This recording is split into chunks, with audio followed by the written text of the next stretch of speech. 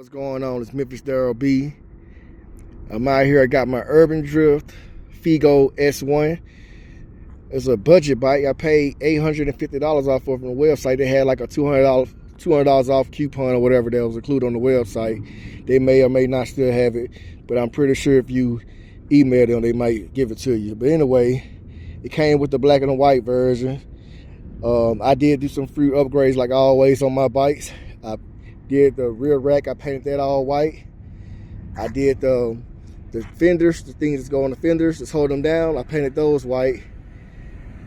Also, I did the black and white grips. You know, I always have to add me a rear view camera. I don't like using bike mirrors, so I did the rear view camera, a horn, left and right turn signals, bike bag, and you know, I always gotta have me a speaker, a nice little LED speaker on it. Did the black and white seat. I like the way it turned out. I added me a bag to it, a little rear rack bag to it when I want to ride with it.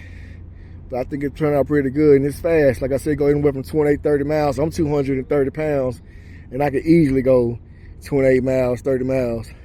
That's on flat ground. So, like I said, I like it. I think you guys should check it out.